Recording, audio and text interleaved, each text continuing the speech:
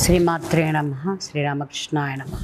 ఒకరోజు ఒక ఋషి, ఒక తపస్సంపన్నుడు రోడ్డుకి పక్కగా గాఢ సుషుప్తిలో తురియా స్థితిలో ఉంటారు. ఒక విధంగా చెప్పాలంటే అచేతన స్థితిలో ఉంటారు. అట్నుంచి ఒక దొంగ వెళ్తూ ఉంటాడు. ఈయన్ని చూసి ఎలా పడిపోయి ఉన్నాడో, ఎన్నో దొంగతనాలు చేసి ఉంటాడు, రాత్రంతా అలసిపోయి ఉంటాడు, పడుకొని ఉన్నాడు. వీడికన్నా నేనే నయం, దొంగతనాలు చేసినా శుభ్రంగా లేచి తిరుగుతున్నాను అని అతని వైపు ఒక చీత్కారంగా చూసి వెళ్ళిపోతాడు. కొద్దిసేపు అవుతుంది. ఒక తాగుబ్రోతు అటు నుంచి వస్తాడు, అటు వెళ్తూ ఉంటాడు. ఈయన చూసి, ఏంట్రా తప్పదాగి అలా పడుకొని ఉన్నావు, నేను చూడు ఎంత తాగినా కూడా నిశ్చలంగా నడుచుకుంటూ వెళ్తున్నాను, నువ్వేం గొప్ప అని తెలియకుండానే అతన్ని కాలుతో తన్ని వెళ్ళిపోతాడు. కొద్దిసేపు అయ్యాక అటు ఒక ఋషి వస్తాడు.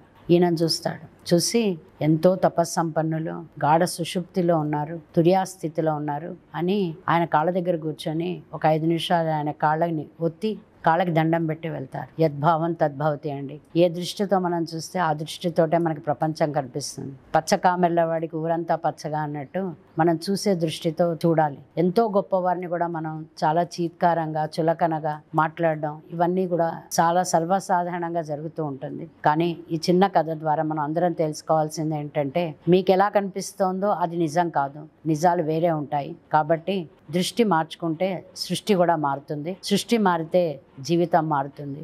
జీవితం మారితే ఆధ్యాత్మిక వెలుగు ప్రతి ఒక్కరికి ప్రత్యక్షంగా తెలుస్తుంది. దానికి మీ అందరూ కూడా శ్రీ రామకృష్ణ ప్రభ యూట్యూబ్ ఛానల్లో వస్తున్న మంచి కథల్ని విని ఈ సత్సాంగత్యం ఇది. ఎందుకంటే ఇప్పుడు సత్సాంగత్యానికి సమయం లేదు. ఇలాంటి కొద్ది సమయాన్ని ఇలాంటి వాటికి ఉపయోగిస్తే అందరం కూడా ఉన్న స్థితి నుంచి ఉన్నత స్థితికి వెళ్ళే అవకాశం ఉంది. శ్రీమాత్రే నమః.